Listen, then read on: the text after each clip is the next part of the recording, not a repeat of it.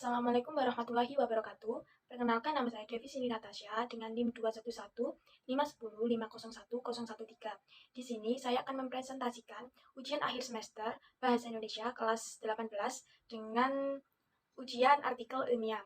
Judul yang saya ambil pada artikel ilmiah non-penelitian yaitu optimalisasi lahan pekarangan sebagai upaya ketersediaan pangan dan sumber ketahanan pangan keluarga.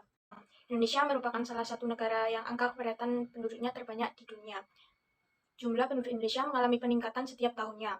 Bertambahnya jumlah penduduk setiap tahunnya berdampak pada perekonomian di Indonesia. Pertambahan penduduk sangat berpengaruh pada ketersediaan lahan pertanian. Semakin banyak jumlah penduduk, maka lahan pertanian semakin sempit dan kebutuhan pangan semakin banyak. Hal ini juga dapat mengancam sektor pertanian, karena sektor pertanian merupakan pemegang perekonomian di Indonesia.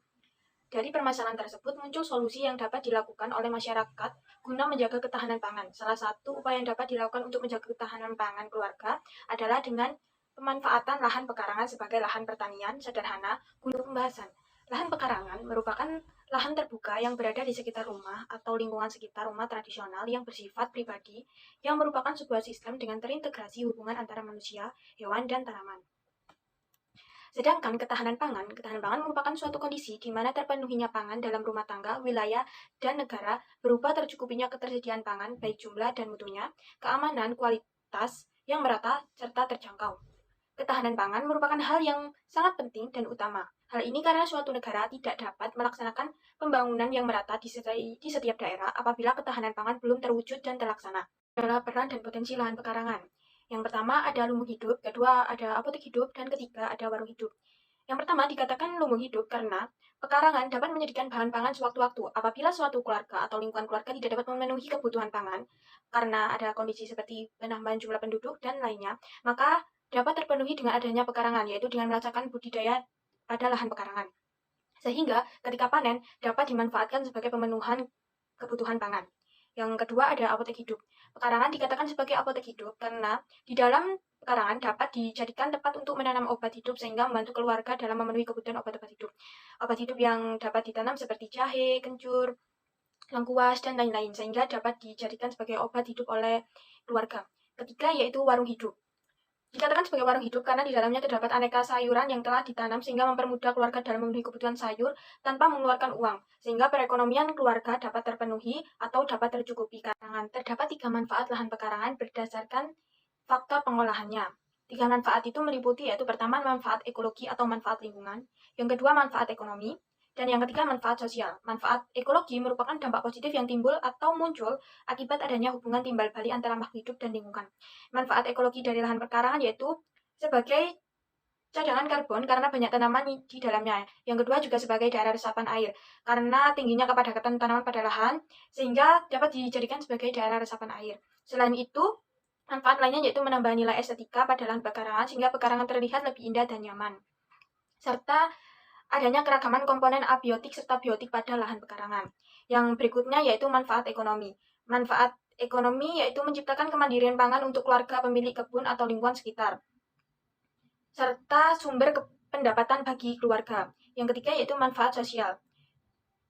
Dari lahan pekarangan diperoleh manfaat sosial yaitu sarana membantu masyarakat sekitar, karena apabila kita memperoleh hasil dari lahan pekarangan biasanya pada masyarakat akan membagikan kepada tetangga atau lingkungan sekitar. Yang kedua yaitu tempat berkumpul dan bermain. Biasanya di pedesaan, lahan pekarangan dimanfaatkan sebagai tempat berkumpul dan bermain bagi anak-anak atau masyarakat dewasa. Ketiga yaitu sebagai media pendidikan. Inovasi yang dapat diterapkan pada lahan pekarangan adalah dengan berbagai penerapan teknik sistem tanaman, yaitu sistem tanaman vertikultur, hidroponik, pola tanam tumpang sari, atau agroforestry. Yang pertama yaitu vertikultur. Vertikultur merupakan salah satu teknik budidaya yang dapat dilakukan secara vertikal. Cara penanaman dapat dilakukan dengan cara bertingkat. Penerapan sistem ini dirasa sesuai apabila diletakkan bagian depan rumah karena sistem ini menggunakan pot atau polybag yang ditata secara vertikal atau bersusun sehingga dapat menambah nilai estetika. Sistem vertikultur dapat diterapkan pada tanaman bunga, sayuran. Yang kedua yaitu sistem dengan hidroponik. Hidroponik merupakan salah satu teknik budidaya tanaman yang memanfaatkan media tanam selain dari tanah. Tanaman yang dapat menggunakan sistem hidroponik yaitu seperti sayuran, buah-buahan, dan tanaman bunga lainnya. Penerapan hidroponik juga meminimalisir dampak akibat adanya perubahan iklim, kondisi tanah kritis, dan keterbatasan tanah irigasi. Keberhasilan tumbuh yang dapat dari hidroponik yaitu berproduksi pada tanaman secara baik dengan produktivitas yang tinggi, serangan hama yang rendah, dan hasil panen yang lebih berkualitas. Tumpang sari. Tumpang sari dapat dikatakan salah satu dari bentuk optimalisasi lahan pekarangan karena tumpang sari merupakan salah satu bentuk teknik penanaman dua jenis tanaman atau lebih pada sebidang tanah dengan waktu yang bersamaan. Tumpang sari dapat diterapkan pada tanaman semusim dengan tanaman semusim, baik yang memiliki waktu panen sama maupun berbeda. Penerapan tumpang sari sangat cocok dilakukan pada lahan pekarangan di pedesaan. Hal ini dikarenakan lahan pekarangan di pedesaan biasanya lebih luas dibandingkan di perkotaan. Masyarakat pedesaan biasanya menerapkan sistem tumpang sari pada lahan di belakang rumah.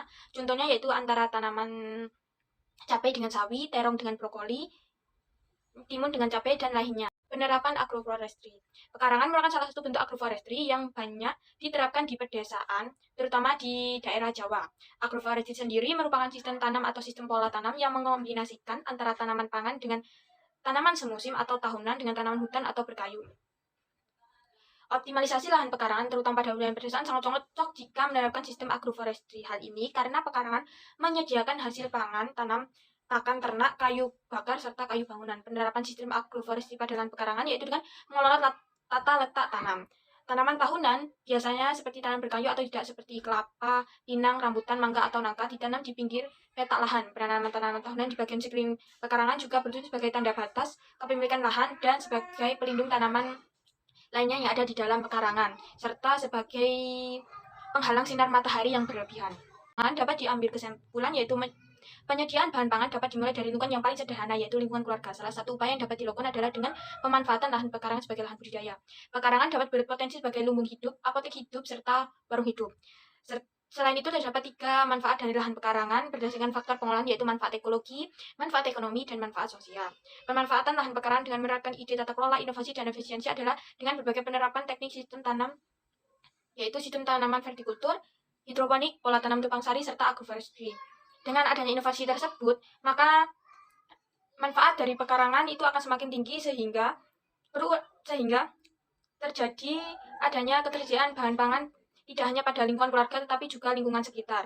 Perlu adanya upaya untuk mengelola lahan pekarangan sehingga lahan memiliki potensi dan manfaat lebih besar dan luas lagi, tidak hanya mencakup lingkungan keluarga tetapi juga lingkungan nasional.